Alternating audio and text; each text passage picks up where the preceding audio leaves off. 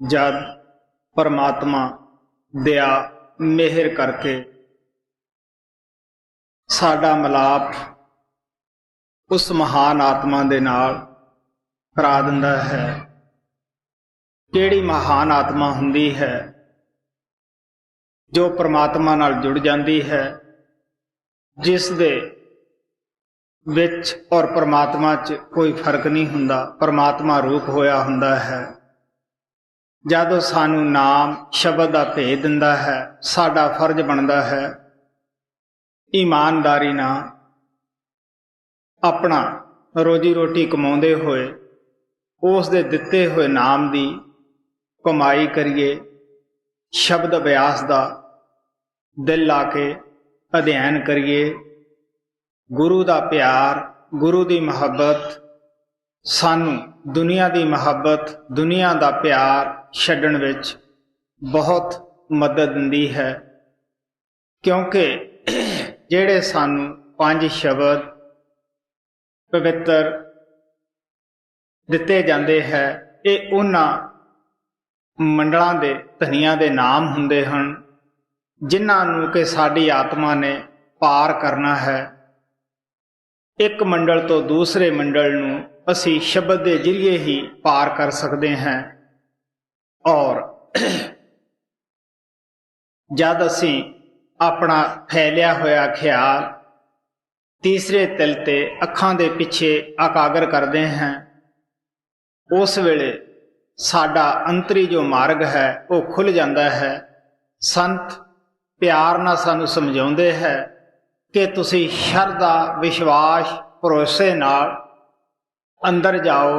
जिस दौलत की थानू खोज है वो थानू सब अंदरों ही मिल जाएगी, बाहरों किसी ने नहीं आउणागा।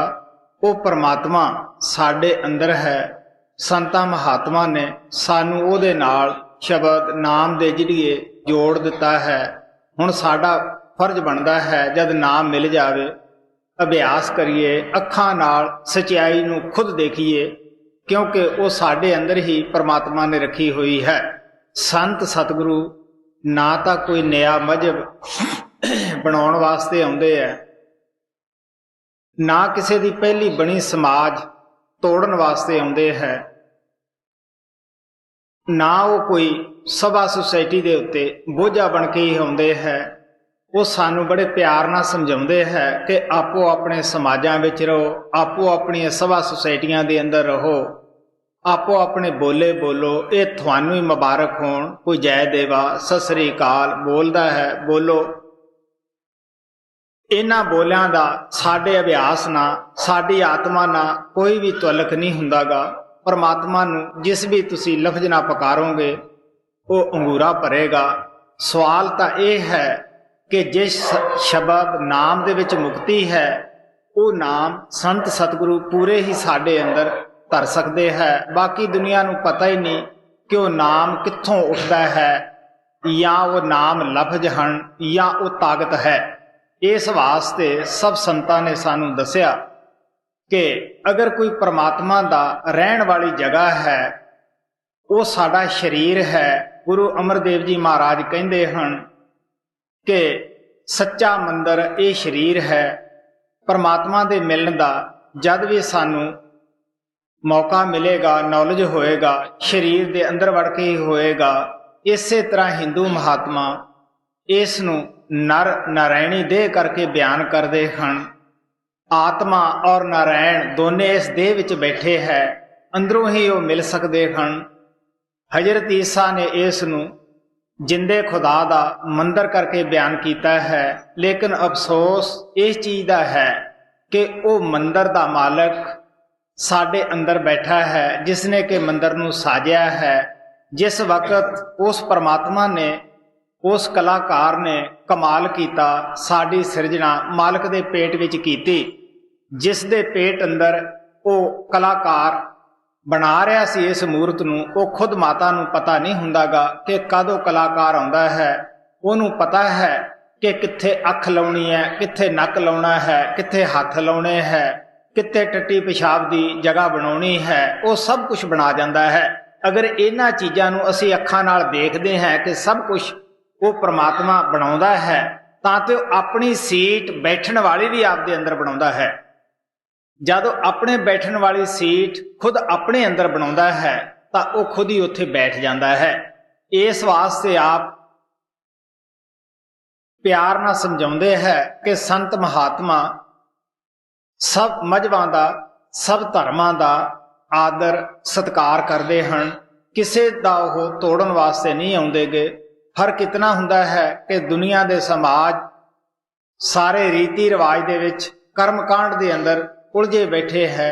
ਸਭ ਦੀ ਨਜ਼ਰ ਅੱਜ ਛਿਲਕੇ ਦੇ ਉੱਪਰ ਹੈ, ਗਿਰੀ ਦੇ ਉੱਪਰ ਕਿਸੇ ਦੀ ਨਜ਼ਰ ਨਹੀਂ।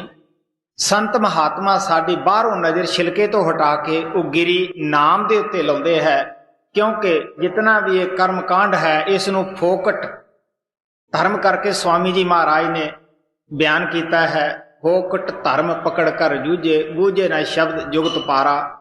ਜਿਸ ਅਭਿਆਸ ਨਾਲ ਅਸੀਂ ਪਾਰ ਹੋ ਸਕਦੇ ਹਾਂ ਉਹ ਅਸੀਂ ਕਰਦੇ ਨਹੀਂ ਗੇ।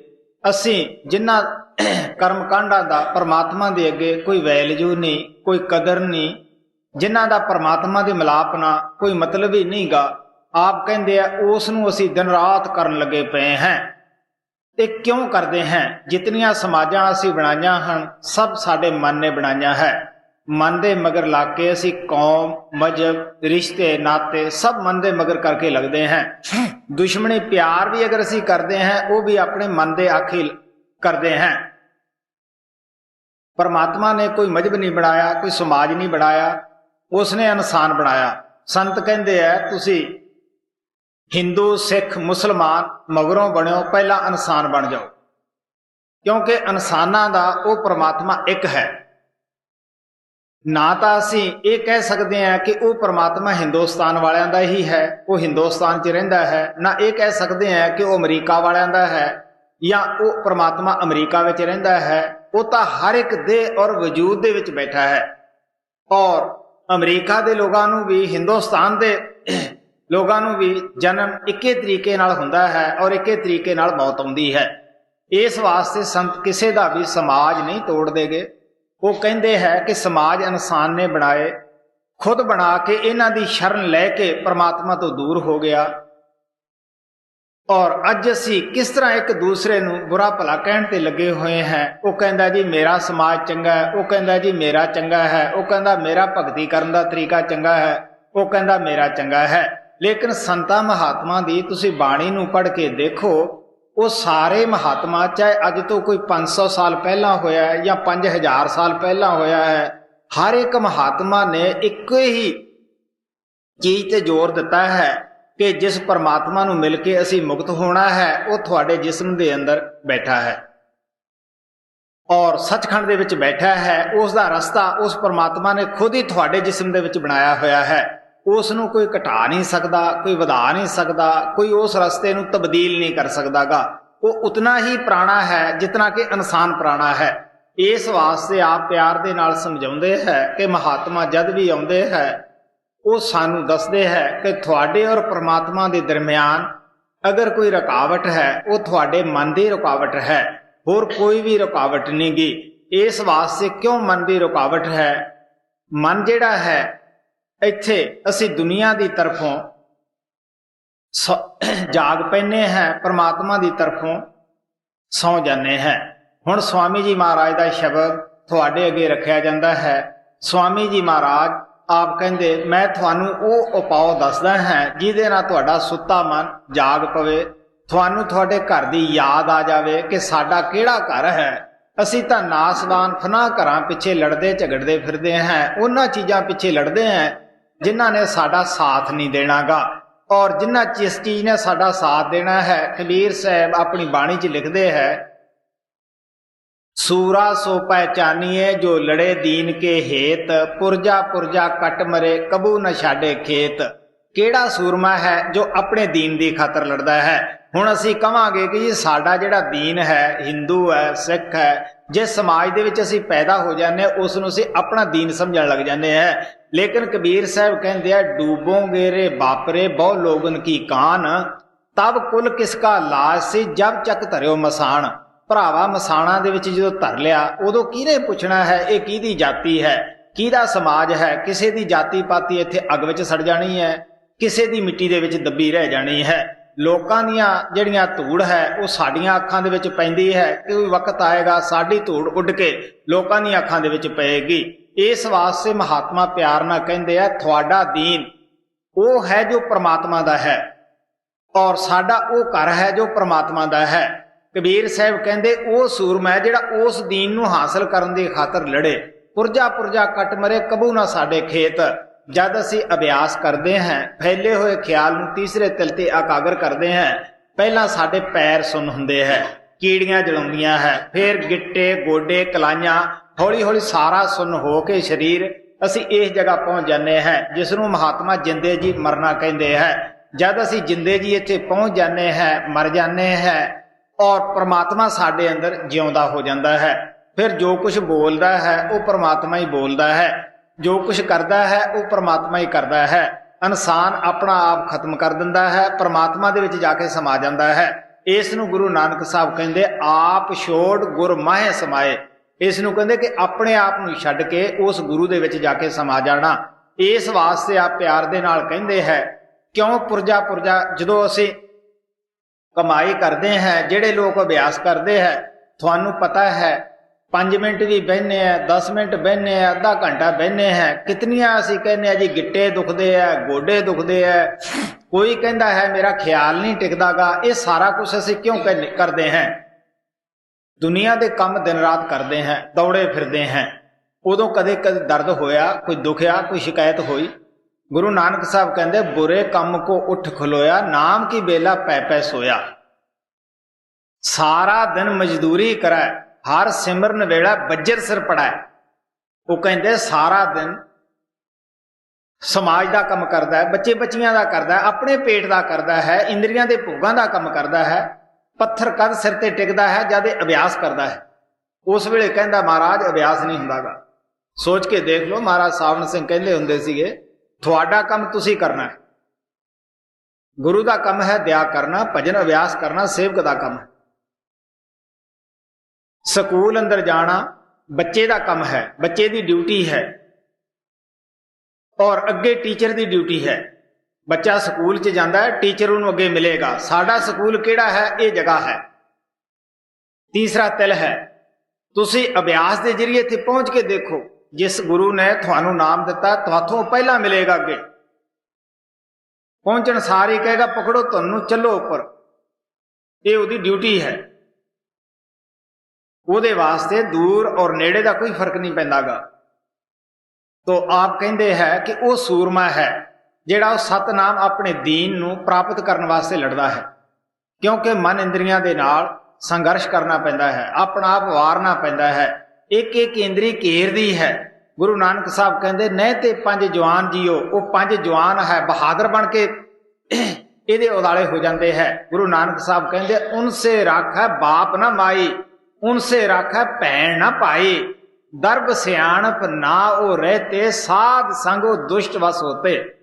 ਕਹਿੰਦੇ ਨਾ ਮਾਂ ਬਚਾ ਸਕਦੀ ਹੈ ਉਹਨਾਂ ਤੋਂ, ਨਾ ਪੇ ਬਚਾ ਸਕਦਾ ਹੈ, ਉਹ ਵਿਚਾਰੇ ਆਪ ਇਸ ਬਿਮਾਰੀ ਦੇ ਵਿੱਚ ਗਰਸੇ ਹੁੰਦੇ ਹੈ। ਨਾ ਕੋਈ ਸਿਆਣਪ ਨਾਲ ਉਹ ਡਾਕੂ ਸਾਡਾ ਪਿੱਛਾ ਛੱਡਦੇ ਹੈ, ਨਾ ਕੋਈ ਧਨ ਦੌਲਤ ਖਰਚ ਕਰਨ ਦੇ ਨਾਲ ਉਹ ਸਾਡਾ ਪਿੱਛਾ ਛੱਡਦੇ ਹੈ।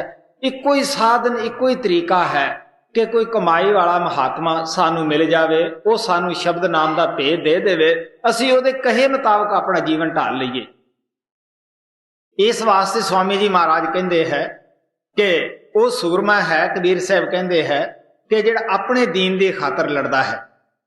ਗਗਨ ਦਵਾਮਾ ਵਾਜਿਆ ਪੜਿਆ ਨਿਸ਼ਾਨੇ ਕਹੋ, ਖੇਤ ਜੋ ਮਾਂਡੇ ਸੂਰਮਾ ਅਬ ਜੂਝਣ ਕਾ ਦਾਓ। ਇਨਸਾਨੀ ਜਾਮੇ ਦੇ ਵਿੱਚ ਹੀ ਅਸੀਂ ਜੂਝ ਸਕਦੇ ਹਾਂ। ਦੁਨੀਆ ਨਾਲ ਲੜਨ ਵਾਸਤੇ ਸੰਤ ਨਹੀਂ ਪ੍ਰੇਰਦੇ। ਤੁਸੀਂ ਅੰਦਰ ਜਾ ਕੇ ਦੇਖੋ, ਜਿਤਨੀ ਵੀ ਬਾਣੀ ਲਿਖੀ ਹੈ ਸਭ ਅੰਦਰ ਦਾ ਫੋਟੋ, ਅੰਦਰ ਦਾ ਨਕਸ਼ਾ ਖਿੱਚ ਕੇ ਲਿਖੀ ਹੈ। ਅਸੀਂ ਲੋਕ ਕੀ ਕਰਦੇ ਹਾਂ, ਆਮਲ ਕੋਈ ਰਹਿੰਦਾ ਨਹੀਂਗਾ, ਆਮਲ ਹੋ ਜਾਂਦੇ ਹੈ। ਅਸੀਂ ਬਾਹਰ ਬਾਲ ਦੀ ਖੱਲ ਲਾਉਣ ਤੇ ਤੁਲੇ ਹੋਏ ਹਾਂ। ਹਰੇਕ ਆਦਮੀ ਉਸ ਨੂੰ ਬਾਹਰ ਮੁਖੀ ਢਾਲਣ ਦੀ ਕੋਸ਼ਿਸ਼ ਕਰਦਾ ਹੈ। ਸੋ ਸੰਤ ਮਹਾਤਮਾ ਕਹਿੰਦੇ ਤੁਸੀਂ ਅੰਦਰ ਜਾ ਕੇ ਜੋ ਸੰਤਾਂ ਨੇ ਬਾਣੀ ਉਚਾਰੀ ਹੈ ਦੇਖੋ ਤਾਂ ਸਹੀ ਕਿ ਕਿਸ ਤਰ੍ਹਾਂ ਉਹ 16 ਨੇ ਸਹੀ ਹੈ। ਅੰਦਰ ਜਾਣ ਵਾਲਾ ਕਦੇ ਕੋਈ ਝੂਠੀ ਕਰ ਹੀ ਨਹੀਂ ਸਕਦਾਗਾ। ਇਸ ਵਾਸਤੇ ਆਪ ਪਿਆਰ ਨਾਲ ਕਹਿੰਦੇ ਆ ਮਨ ਸਾਡਾ ਸਾਨੂੰ ਅੰਦਰ ਵੜਨ ਹੀ ਨਹੀਂ ਦਿੰਦਾਗਾ, ਉਹ ਘੇਰੀ ਫਿਰਦਾ ਹੈ।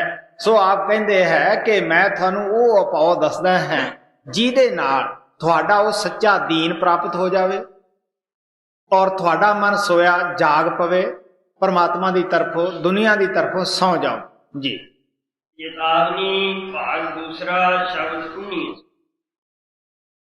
सोता मन कस जागे पाई, सो पाओ मैं करूं बखान। सोता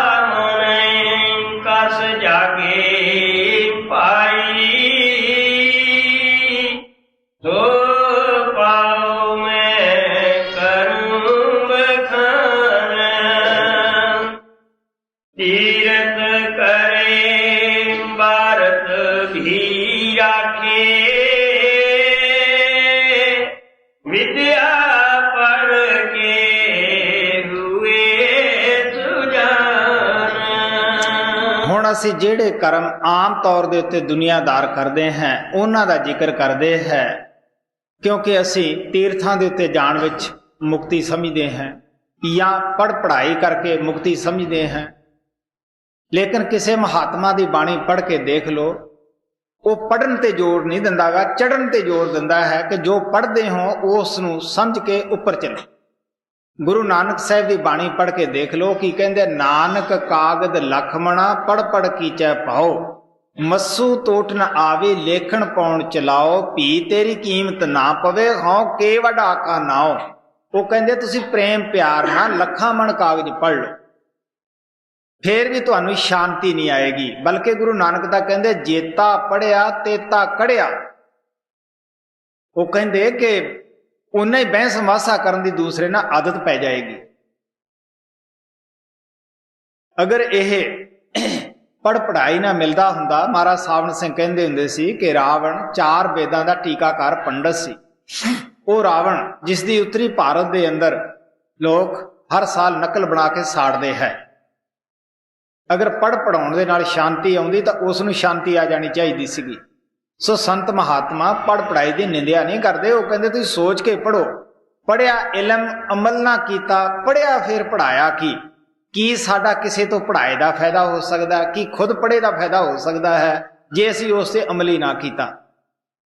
आदत खोटी ना गवाई, मत्था फिर घसाया की। इस वास्ते आप हुण तीर्थां की तरफ जाते हैं, तीर्थां का कहते हैं कि असीं वो भी बहुत सारे कीते।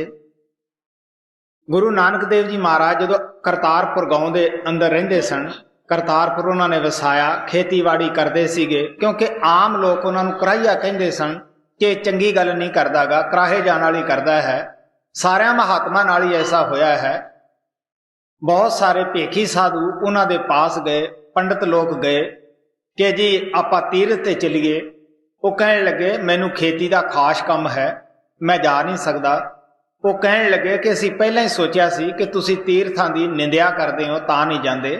वो कहने लगे तुसीं इउं करो, असीं तुहाडे आयां दे नाल प्यार करांगे, रोटी करांगे, तुहाडी इज्जत करांगे। तुसीं ऐसा करो कि मैं तुहानू एक तूंबी दिना है, ये तुसीं तीर्थां दे उत्ते लै जाओ, इहदा इशनान करा लेना। जद तूंबी लगाए 68 तीर्थां का इशनान तूंबी नूं कराया, आप कीता। जद वापस करतारपुर गांव दे विच आए, क्योंकि संतां दी हर बात दे विच राज हुंदा है, उन्होंने उसे तूंबी दी सब्जी नूं कट के सब्जी बनाई। उन्हां वास्ते अच्छा खाना तैयार करके वो सब्जी उन्हां दे अगे रखी। उन्होंने जिहड़ी तूंबी सी वो कड़वी दे दित्ती सीगी कि इन्हां नूं समझाउणा आसान हो जाएगा। जद वो सब्जी मूँह नूं लाई, सिट दिती, सब ने थू थू किया कि तां महाराज कड़वी है। वो कहंदे ठीक है, ये तूंबी मैं तुहानू कड़वी दित्ती सी, 68 तीर्थ तुसीं कराए नहीं इहनूं। वो कहंदे जी असीं पहलां इसदा इशनान कराउंदे सी और उस तो बाद असीं आप करदे सन। गुरु नानक साहब कहने लगे देखो इहदे अंदर एक बीज दी ही जहर है। अगर तीर्थां दे पानी नाल इह बीज दी जहर जिहड़ी है वो दूर नहीं होई ते ये जिहड़ी शरीर है, जिस्म है, ये भी एक तूंबी है। इहदे अंदर 5 किस्म की जहर है। काम की जहर है, अगर काम जहर ना होवे तो इंसान जानवरों वाला काम क्यों करे? कितने कितने भैड़े खोटे कर्म कर बैठा है, कत्ल कर बैठा है। और क्रोध अगर यह ना होवे तो क्यों एक समाज दूसरे दे नाल लड़दा फिरे, भाई भाई का सिर गाजर मूली की तरह ला दिंदा है। ये सारे क्रोध के कारे है। तो कहते 5 किस्म की जहर जिहड़ी है इस तूंबी दे अंदर, शरीर दे अंदर किवें दूर होएगी? आपने शब्द उचारिया, नामन चले तीर्थी मन खोटे तन चोर, एक भौलथी नातिया 2 पाचड़ी असहोर, बाहरों धोती तूंबड़ी अंदर बिस नकोर, साध भले अणनातिया चोर से चोरा चोर। आप कहने लगे कि तीर्थ जितने हैं वो कमाई वाले साधां दे पैरां नूं तूड़ी नूं लोचदे है। क्यों लोचदे है? वो कहते हैं कि साडे अंदर भोगी लोग शराबी कबाबी आके नहाउंदे है, वो सानू पापां नाल होर लगदे है। किसे महात्मा दी तूड़ी साडे विच पवे, साडी भी कोई मुक्ति हो जावे। इस वास्ते आप कहते हैं जितने तीर्थ देवी थापे सब तितने लोचे, धूड़ साधु की ताई। गुरु रामदास जी महाराज कहते हैं महात्मा की धूड़ी नूं लोचदे है। ये तीर्थ जितने भी बने हैं तुसीं इन्हां दी महानता नूं पढ़ के देख लो। हरद्वार है, असीं उस नूं क्यों अच्छी कहने हैं?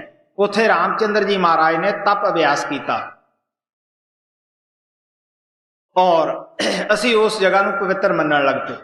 तुसीं देख लो जब पिछले जमानिਆਂ दे अंदर उत्थे कोई सिनेमा नहीं हुंदा सीगा, कोई जांदा तो शांति प्राप्त करने वास्ते जांदा सीगा। अज मंडियां लगदियां तीर्थां वाले थां वध तो वध सिनेमे घर बनाए हुए है। एक आदमी पैसे खर्च करके जाता है, उत्थे की देख के आउंदा है? सिनेमे। तीर्थां दी महानता ही होर कुछ बना दी लोगों ने। इसे तरह तुसीं श्री अमृतसर साहिब नूं असीं क्यों पवित्र कहने हैं? उत्थे साडे गुरु साहिबाना ने तप अभ्यास किया, लोगों नूं नाम दा भेद दिता, शब्द नाम दा प्रचार किया। और इस वास्ते हौली हौली जदों महात्मा चले जाते हैं उत्थे असीं रीति रिवाज चला लेने हैं।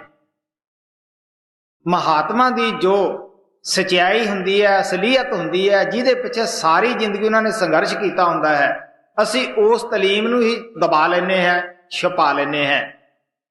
उन्हां दी तलीम नूं जिलियां च सूबियां च फिर असीं बंद करना चाहुंदे हैं। ये क्यों करते हैं बई? अपनी मान वडेई दी खातर, पेट दी खातर।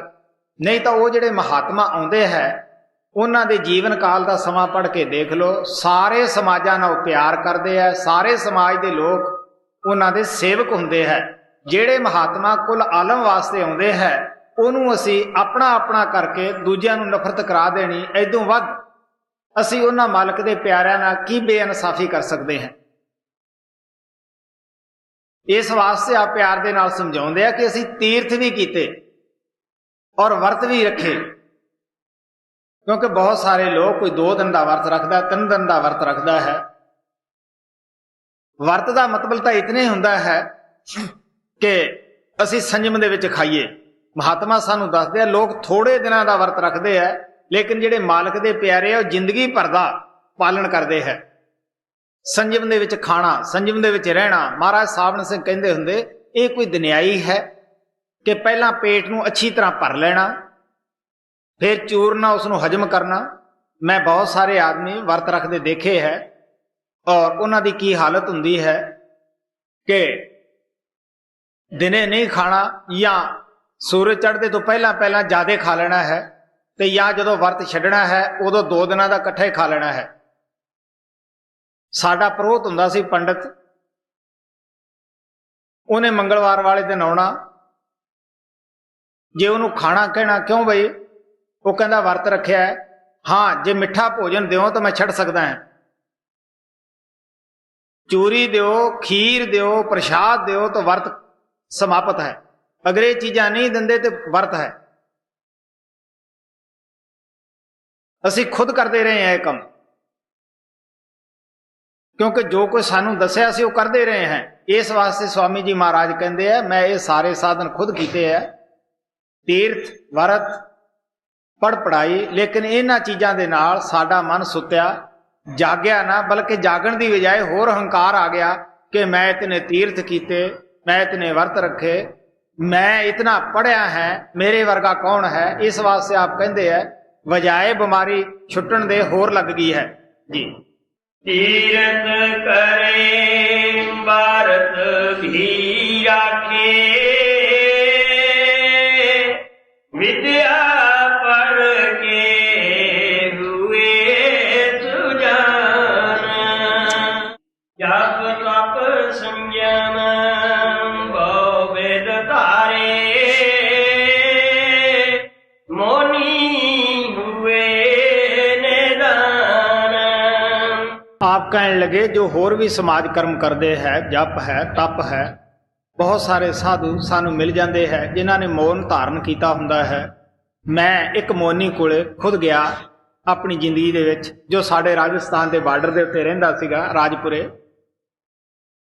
उसका एक शाहूकार ने मकान बना के दिता उसनू। मिस्त्री लोगों ने कुछ मकान के अंदर नुक्स रख दिता। वो शाहूकार आया कि बाबा जी दी मैं आशीर्वाद लियावां, खुशी लियावां, लेकिन वो मोनी साधु बड़ा दुखी होया। जे बोले तो मौन टुटे, बस नासा फड़कावे, लिख लिख के दसे। मैं घंटा अध घंटा खड़ा, वो शाहूकार ने भी कहा कि बाबा जी मैं दमारे इस नूं तड़ा के फिर बना देना है, आप शांत हो। मैं उत्थे तुर चलिया कि इत्थे शांति कित्थे है, इत्थे तां शांति भंग हुई पई है। उन्हें देखिया ये आदमी आया सी, चलिया गया। आपदा सेवक नूं कहा कि उसनूं कह भी आ जावे। वो आए, मैं चलिया गया। मैनूं कहंदा किवें आया, लिख के पुछया। मैं कहा बाबा जी मैं सुनिया सी भी तुहानूं 12 साल हो गए मौन रखे नूं। दिल च ख्याल आया भी जिहड़े कदे नहीं बोले कोई शांति होएगी, लेकिन इत्थे शांति भंग हुई है, मैं इस वास्ते जा रहा हां। गुरु नानक साहब कहंदे मौनी होए बैठा अदूती हिरदे कल्पन गाठा। जद हिरदे ही लोकां दे पदार्थां वास्ते भटक रहा है तो मौनी होए दा की फायदा है। महाराज सावण सिंह कहंदे हुंदे सीगे कि बीमारी तां मंगण दी ओही रही, मूँह ना मंगया ते लिख के मंग लिया। इस वास्ते स्वामी जी महाराज कहते हैं असी पिछले जन्मां दे अंदर जाप तप संयम और मौनी होके भी देखा जी। जाप तप संयम बहु वेद तारे, मोनी हुए निदान। आश्रय पाओ हम भौतक कीने, तो पिए मन जगाना। स्वामी जी महाराज कहते कि होर भी बहुत सारे उपाव असी कीते, मन जागया नहीं, बल्कि हंकार आया, ईगो आ गई कि मैं हैं कुछ, बल्कि होर सौ गया जी। आश्रय पाओ हम भौतक कीने, तो पिए मन जगाना। खोजत खोजत सतगुरु पाए, उन ये जुगत कही परमान। हुण आप कहते हैं कि जद साड़ी खोज जारी रही, वो परमात्मा जिहड़ा है वो भी देखदा है कि मेरी खोज विच कौन फिरदा है। वो जरूर मिलाप गुरु दे नाल कराउंदा है, संतां नाल मिलाप कराउंदा है। मैं दसदा हुंदा है कि बहुत सारे आ करम जप तप दे या धूणियां वगैरह तपाउण दे मैं खुद करे सन। जद महाराज सावण सिंह दी मैनूं दस पई, मैं नशहरे आर्मी विच सीगा। पठान साडे उत्थे छाउणी दे विच दातਣਾ वेचण वास्ते आउंदे हुंदे सीगे। उन्हां ने पिशौर महाराज सावण सिंह गए सीगे, उत्थे उन्हां दे दर्शन कीते सी। वो आपसरी में दोने बातां कर रहे सीगे कि भी इस महात्मा की अंदरली कमाई का तो कुछ कह नहीं सकते, पता नहीं गा, लेकिन सोहना बड़ा है, दाढ़ी बड़ी चिट्टी है। इस तरह दी गल्लां करते सन। मैं उन्होंने पूछया, दातना भी लईआं और पूछया तुसीं किहदी गल करदे हो। वो कहण लगे कोई पंजाब चों महात्मा आया है, बड़ा ही अच्छा हो बाणी नूं विचार के दसदा है, गुरु नानक जैसी शक्ल है। गुरु नानक तो असीं देखिया नहीं, पिक्चरां दे नाल मिलाइए तो उसा ही है। मैं अपने कमांडर कोले गल की कि पठान इस तरह की सिफत करते हैं, कोई पिशौर तो महात्मा आया है, थानू भी महात्मा नूं मिलण दा बड़ा शौक है। और वो कहने लगे आपां चलते हैं। असी गए, कमांडर भी साडा गया, होर भी कई आदमी जितने भी संतां दे गाहक सन 5-10 आदमी होर गए, असी 10-12 पिशौर गए, बाबा जी के दर्शन किए। उन्हां दा आम तौर दे उत्ते मिलटरी वालियां नाल अच्छा प्यार सी, जद भी जाते वो उन्हां नूं जरूर टाइम दिंदे सी, क्योंकि उन्हां नूं पता हुंदा सी कि लोग टाइम दे बड़े पाबंद हुंदे आ, जाके नौकरी दे उत्ते लगना है। महाराज जी हस के कहण लगे मैं भी मिलटरी मैन है, भी मिलटरी दे विच रिहा है। उन्हां दे स्वरूप ने खिंच लिया मैनू। जिस महात्मा तो मैनू 2 शब्द का भेद मिलिया सीगा, मैं उन्हां कोले आके दसिया कि बाबा जी तुहाडी भी महिमा बयान नहीं की जा सकती गी, बड़ा अच्छा है। जब तुसी ये कहने हो कि दूसरी मंजिल तो ऊपर है कुछ, मैनू नहीं पता, तो हो सकता है कि उस महात्मा कोले कोई रस्ता होवे। मैं बाबा बिशन दास नूं खुद लेके ब्यास पहुंचया, महाराज सावण सिंह नूं मिले। बाबा बिशन दास बहुत बुजुर्ग हो चुके सीगे, सहारा बंदे दा भालदे सीगे। बाबा बिशन दास ने मेरी तारीफ महाराज सावण सिंह कोले कीती कि जी इसने धूणियां वगैरह तपाइया है, जप तप बड़ा कीता है। उस वक्त उन्होंने बाबा सोमनाथ नूं सद्या, कहण लगे साडे भी एक चेला है, सेवक है, जिन्हें इहे जे कर्म कांड अपनी जिंदगी दे विच वध तो वध कीते है। उस वेले बाबा सोमनाथ दे नाल साडा मिलाप होया। मेरा कहण दा भाव कि जिस तरह सोमनाथ बाबा सारे फिरदा रहा भालदा, आखिर उहनूं भी दस पई, इसे तरह मैनू भी उन्हां पठाणां दे जरिए महाराज सावण दी दस पई। और जब नामदान की बेनती की, महाराज जी कहण लगे कि वक्त आउण तो सेवा भी ली जाएगी। जब मैं लंगर वास्ते सेवा पाउण गया उदों भी यही किया। और बाबा बिशन दास नूं कहण लगे कि हुण तुहाडा वक्त नहीं, अभ्यास नहीं कर सकोगे, असी थानू उपरले मंडलों तो लै जावांगे, दोबारे जन्म नहीं होएगा। और बाबा बिशन दास की सच्चाई के उत्ते महाराज सावण सिंह बड़े खुश हुए, क्योंकि महाराज सावण सिंह मर्यादा पुरुषोत्तम सन, जिन्हां आदमियों ने देखे है वो बहुत सच्चाई पसंद सन। और आखिर बाबा बिशन दास की उन्होंने संभाल की और कहने लगे वक्त आउण तो सेवा ली जाएगी, देने वाला घरे आएगा।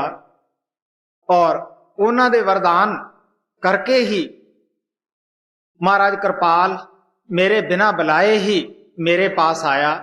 क्योंकि खोज जब असी खोज करते हैं परमात्मा जरूर दया करता, मेहर करता है। तो वो की है, शब्द नाम का दान दिंदे है। वो सानू बाहरों ख्याल नूं हटा के अंदरले पासे ला दिंदे है। वो दसदे है कि बई परमात्मा तेरे अंदर बैठा है, बाहर नहीं। तो संत महात्मा सानू सुनिया सुनाइया गल्लां नहीं दसदे हुंदे गे, उन्हां दा जाती तजर्बा बहुत सारे अभ्यास उन्होंने खुद कीते हुंदे है जी। खोजत खोजत सतगुरु पाए, उन ये जुगत कही परमान। सत्संग करो संत को सेवो, तन मन करो कुर्बान। हुण आप कहंदे है कि सतगुरु की कहंदा है, ते मुक्ति दे तां बई 3 ही साधन हन, बाकी सब गल्लां हन। सतसंग और सतगुरु का मिलाप, नाम शब्द का प्राप्त करना। जिहदे कोले 3 चीज़ां हन, वो मुक्ति के दरवाजे ते पहुंच गया है। वो कह सकता है कि मैं मुक्त है। अगर वो थोड़ी बहुती भी कमाई करता है तो जिंदे जी भी कह सकता है कि मैं मुक्त है। वो अखां नाल देख लेंदा है, क्योंकि गल्लां दा मजबून नहीं गा। इस वास्ते आप कहंदे है कि सतगुरु कोले जदों जाने हैं, वो सानू दसदा है कि भाई मुक्ति का आ साधन है सतसंग, नाम का प्राप्त करना, गुरु का मिलाप और अपने आप नूं गुरु दे उत्ते निशावर कर देना। जो कुछ है वो गुरु का ही समझना। कह असी सारे लेने हैं कि जी साडा सब कुछ गुरु का है। महाराज सावण सिंह कहंदे हुंदे सी, गुरु किसे दा इम्तिहान ना लवे। क्योंकि जब झक्खड़ आउंदा है बड़े बड़े दरख्त हिल जाते हैं। जब महाराज सावण कृपाल मेरे आश्रम में गए, मैं परसों भी दसिया सीगा कि मैं उन्हां दा वाकफ नहीं सी, मैं उन्हां नूं जाणदा नहीं सी। उन्हां दे सेवक जिहड़ा मैनूं दस पाउण वास्ते गया सी, उन्हें जरूर कहा कि महाराज तैनूं मिलना चाहुंदे है। मैं कदे भी खूह दा डड्डू नहीं बणिया सीगा। हर संत दा मेरे आश्रम दे अंदर स्वागत हुंदा सीगा, मैं मिल के खुश हुंदा सीगा। मैं कबीर साहब दा दोड़ा अच्छी तरह पढ़िया सीगा कि संत संत को दो कर जानी, सो जन जान नरक दी खानी। संत इक्के पद दे विचों शब्द दे विचों आउंदे आ, शब्द ही वो प्रचार करते हैं। इस वास्ते आप कहन लगे मकान देखिया, क्योंकि बहुत बड़ी मकान पिया होया सीगा, आश्रम बनया होया सीगा। कहन लगे मैं खुश बहुत है इहदे बने दे उत्ते। आखिर तीसरी मंजिल ते गए, कहन लगे दस तेरी कितनी जमीन है, कित्थों तक है। महाराज कृपाल ने चश्मा लाया, देखा, मैं उन्होंने दसिया कि इतनी है, 50 किले है, काफी ये दिन सौखा गुजारा हो जाता है, आश्रम का खर्च बड़ा आसानी नाल चल जाता है। वो कहते मैं खुश बहुत हैं, पर इथों कोई समान नहीं चुकना, इथों चलिया जा। मैं कई बारी दसदा हुन्ना कि मेरी पग ला के रखी हुई सी, एक सिर ते सी। वो कहने लगे ये भी नहीं चुकनी। डंगर जिहड़े है लोकां दीयां लड़कियां नूं तकसीम कर दे,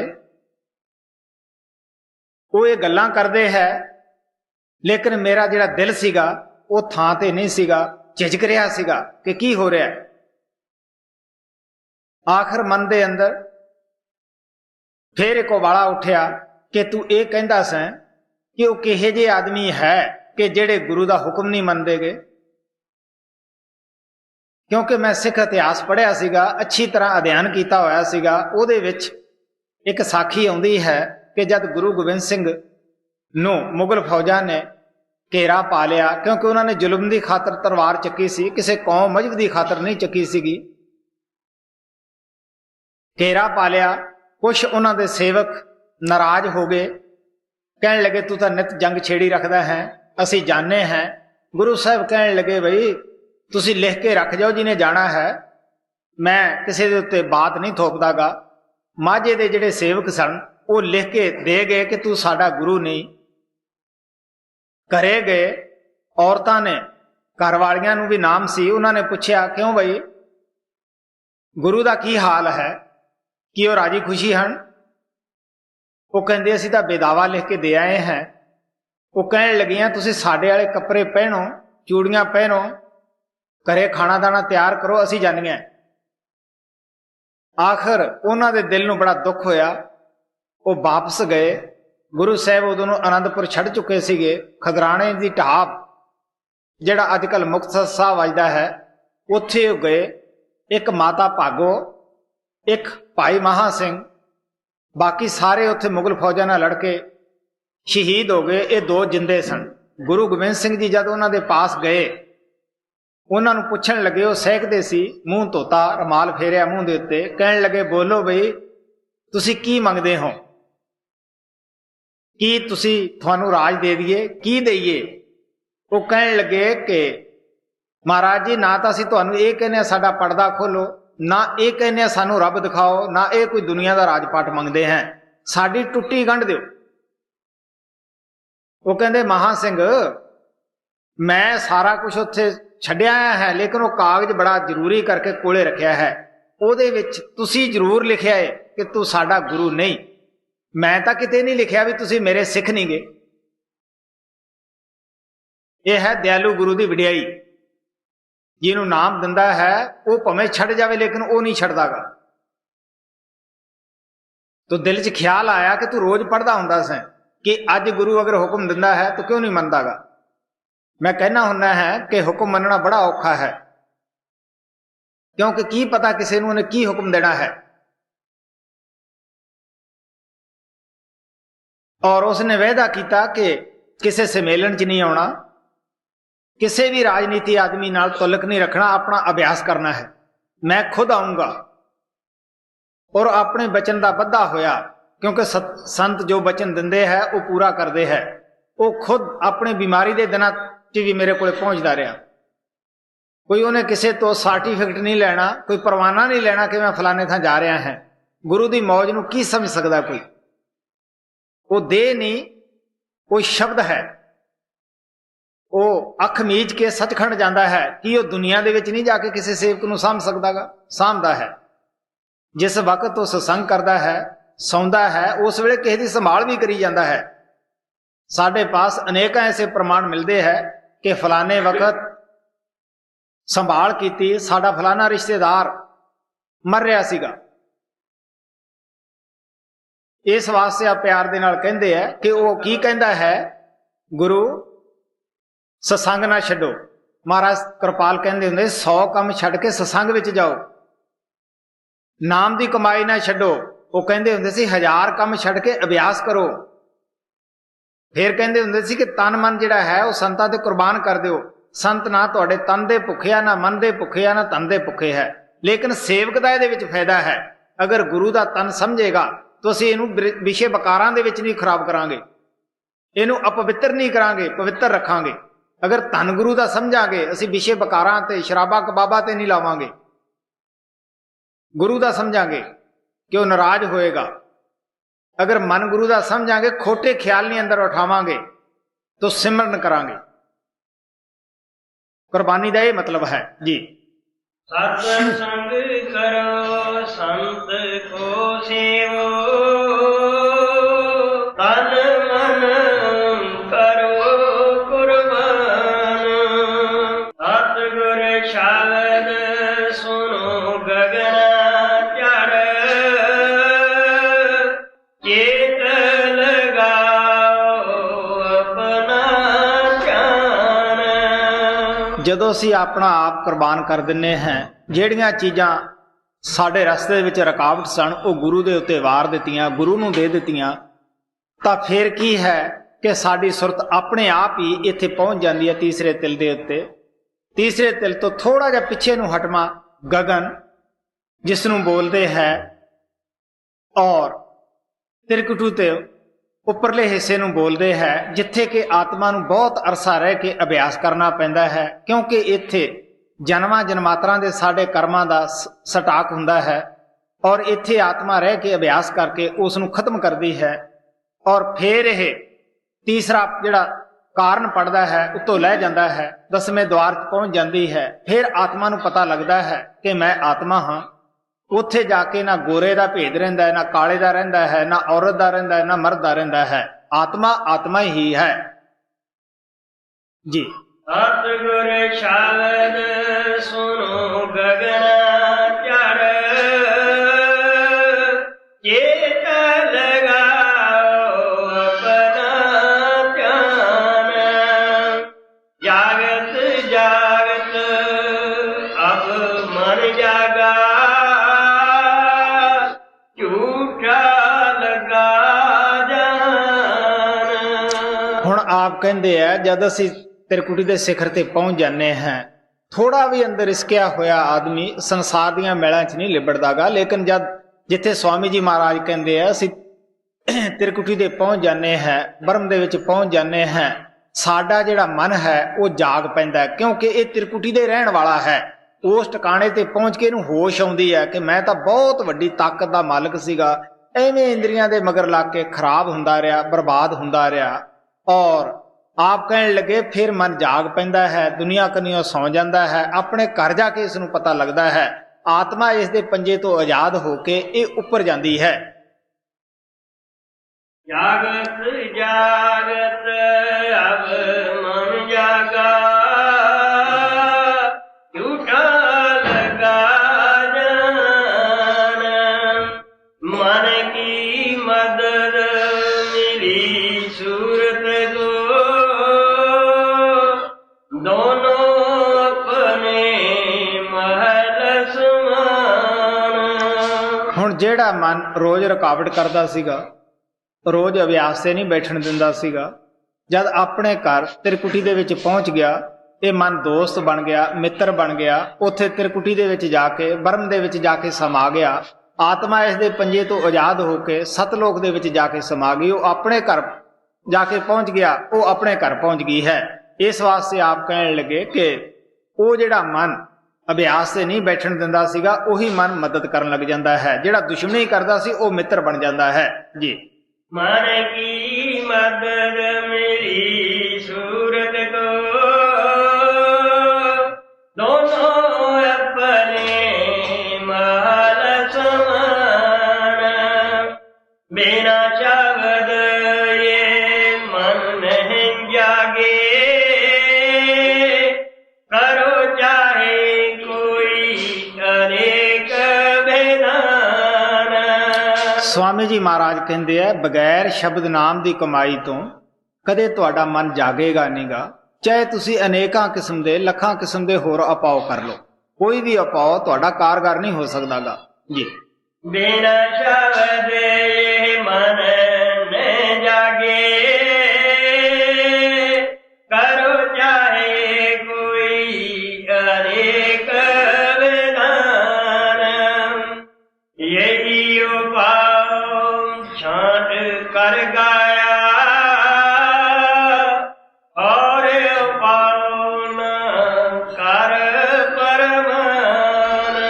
ਸਵਾਮੀ ਜੀ ਮਹਾਰਾਜ ਕਹਿੰਦੇ ਆ, ਅਗਰ ਰਿਖੀਆਂ ਮੁਨੀਆਂ ਨੇ, ਸਾਧੂ ਸੰਤਾਂ ਮਹਾਤਮਾ ਨੇ ਮਨ ਨੂੰ ਵਸ ਕੀਤਾ ਔਰ ਜਾਂ ਇਸ ਨੂੰ ਟਿਕਾਣੇ ਤੇ ਪਹੁੰਚਾਇਆ, ਸੁਰਤ ਸ਼ਬਦ ਦੇ ਅਭਿਆਸ ਨਾਲ ਹੀ ਜਗਾਇਆ ਔਰ ਪਹੁੰਚਾਇਆ, ਹੋਰ ਮੈਂ ਪ੍ਰਮਾਣ ਦੇਣ ਵਾਸਤੇ ਤਿਆਰ ਹੀ ਨਹੀਂਗਾ, ਕਿਉਂਕਿ ਹੋਰ ਕਿਸੇ 'ਚ ਕਾਰਗਰ ਹੀ ਨਹੀਂ ਹੋ ਸਕਦਾਗਾ ਜੀ।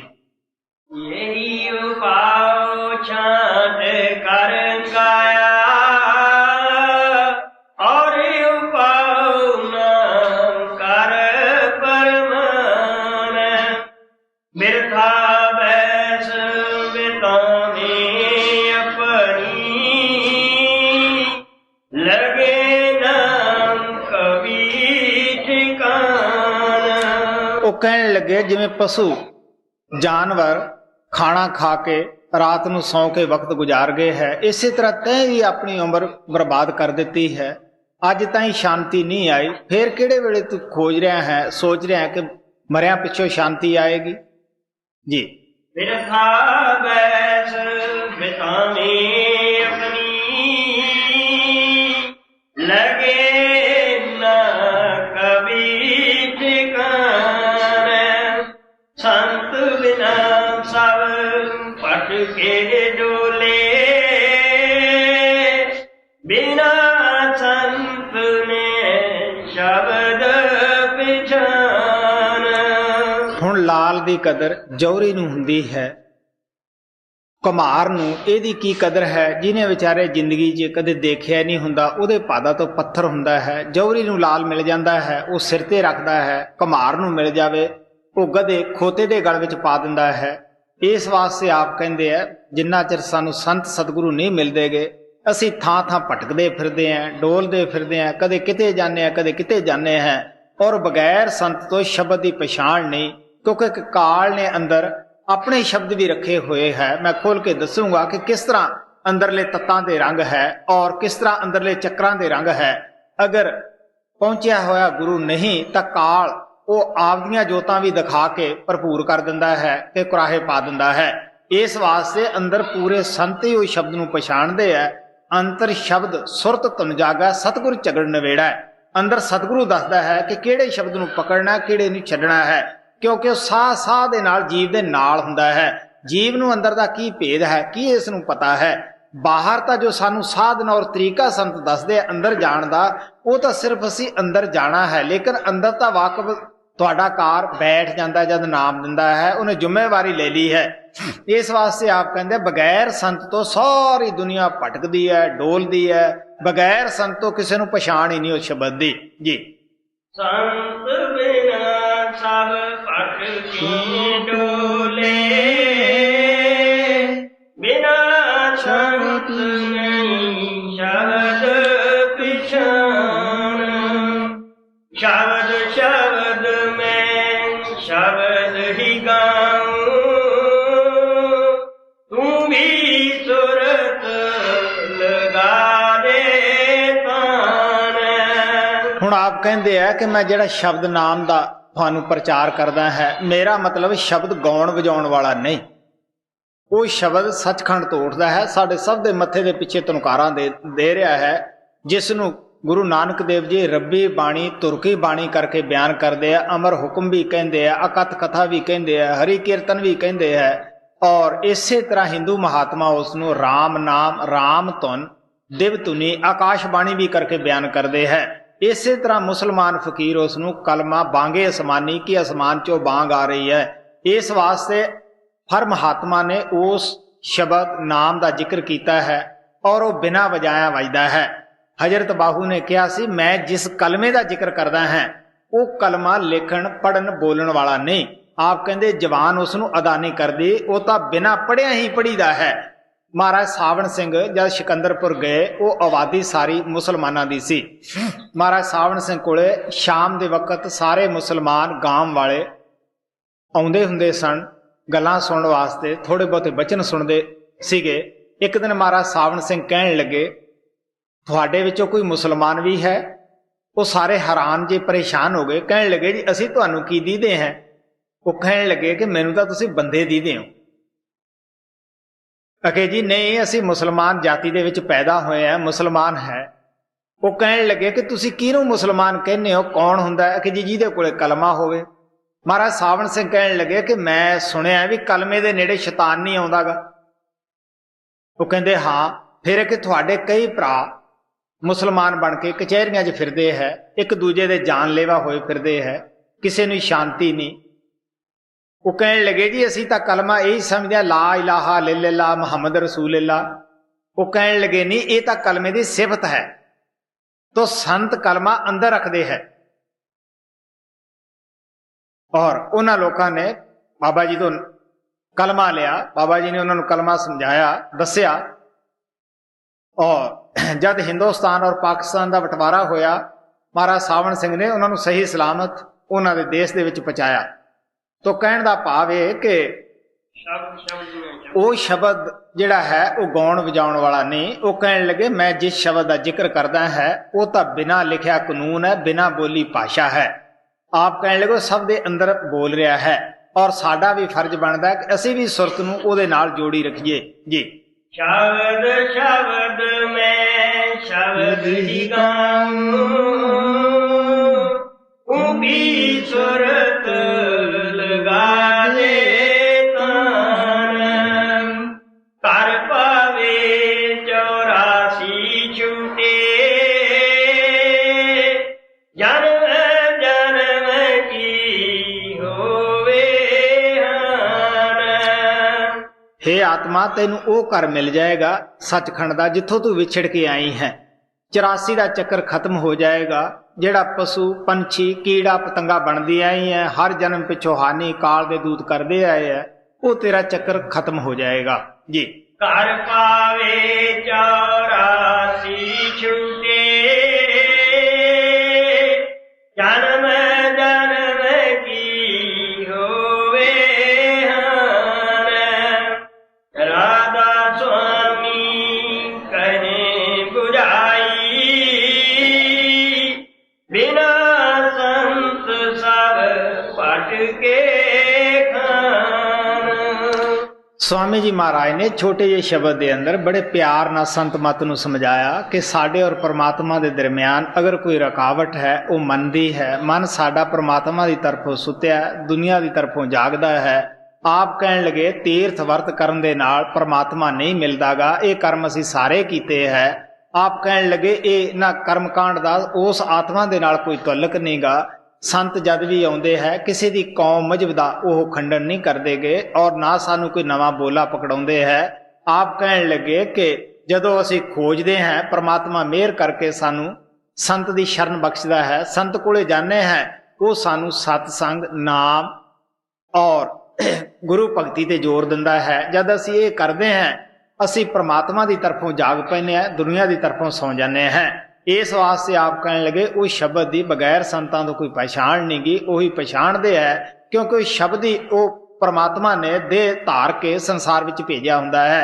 ਆਪ ਕਹਿਣ ਲੱਗੇ ਕਿ ਬਗੈਰ ਜਿੰਨਾ ਚਿਰ ਗੁਰੂ ਮਿਲੇ ਤੋਂ ਸਾਰੇ ਜੀਵ ਜੰਮਣ ਮਰਨ ਕਿਸੇ ਦਾ ਛੁੱਟਦਾ ਨਹੀਂਗਾ। गुरु अमरदेव जी महाराज कहते हैं, अनेक जूनी भरम आए, बिन सतगुर मुक्त न पाए, फेर मुक्त पाए लग चरनी, सतगुर शब्द सुनाए। आप कहने लगे, भरावा जिन्नियां जूना च तेरी मर्जी है, तू जाया, मुक्ति तो फिर भी शब्द नाम प्राप्त करना पेगा, इस रस्ते ते आके ही होनी है। तो साडा भी फर्ज बनता है, जो कोई स्वामी जी महाराज ने दया करके सानू समझाया है, उस दे उत्ते असीं चलीए, अपने जीवन नू सफल बनाइए। क्योंकि नाम नू छड्ड के जिस भी मार्ग ते असीं जावांगे, गुरु नानक साहब कहण लगे, सानू पछताउणा पैंदा है। नाम वसार चले अनमार्ग, अंत काल पछताई है। उस नू पछताउणा पैंदा है कि ओहो मैं नाम की कमाई ना कीती। क्योंकि नाम वो चीज है, वो बीजा है। जिस तरह इत्थों असीं अमरीका दे विच जाना होवे, सब तो पहला उन्हां दी अंबैसी दे अंदर जावांगे, जिथे कि उन्हां दे मुल्क दे आदमी रहिंदे है, उस मुल्क दी तरफों उन्हां नू मोहर मिली हुई है और मुकर्रर कीते है, और वो सानू अगर मोहर ला दिंदे है, उस मुल्क दे अंदर असीं ना धड़क होके वड़ जाने हैं, सानू कोई पुछदा नहींगा। संतां नू उस परमात्मा ने अपनी मोहर नाम दे के भेजिया है, वो सानू बीजा दिंदे है। इस वास्ते गुरु नानक साहब कहंदे, जे जिया डंड को ले ना जुगात, सतगुर कर दी नहीं तुरकी छाप। वो जदों मोहर छाप साडे उत्ते ला दिंदे है, ना कोई सानू ईश्वर रोकदा है, ना परमेश्वर रोकदा है। ईश्वर कौन है? जो संदल कमल का मालक है। परमेश्वर त्रिकुटी के मालक ब्रह्म नू कहने हैं। इस वास्ते संत सानू सचखंड का बीजा दे दिंदे है। राज कौन रोक सकता है? अगर साडे कोले अमरीका का बीजा है तो असी दूसरे मुल्कों के उत्तों दी उड़ के चले जाने हैं। अरब के मुल्क है, किस तरह इंग्लैंड है, जर्मनी है, सारे समुद्र रस्ते विच रह जाते हैं और असी सीधे उत्थे पहुंच जाने हैं। इसे तरह संत महात्मा सानू रस्ते दे विच किसे थां रोकण नहीं दिंदे गे। ਜਿਹੜੇ ਧਨੀ ਰਸਤੇ ਦੇ ਵਿੱਚ ਰੋਕਣ ਵਾਲੇ ਹੈ, ਉਹ ਵੇਖ ਲੈਂਦੇ ਆ ਕਿ ਇਹ ਤਾਂ ਸਤਿਗੁਰਾਂ ਦਾ ਜੀਵ ਹੈ। ਸੋ ਸਾਨੂੰ ਵੀ ਚਾਹੀਦਾ ਹੈ ਨਾਮ ਸ਼ਬਦ ਦੀ ਕਮਾਈ ਕਰੀਏ, ਜੀਵਨ ਨੂੰ ਪਵਿੱਤਰ ਔਰ ਬਣਾਈਏ। ਘਰ ਪਾਵੇ 84 ਝੂਟੇ, ਜਨਮ ਜਨਮ ਕੀ ਹੋਵੇ ਨਾਮ, ਰਾਧਾ स्वामी कहे बुझाई, बिना संत सब पट के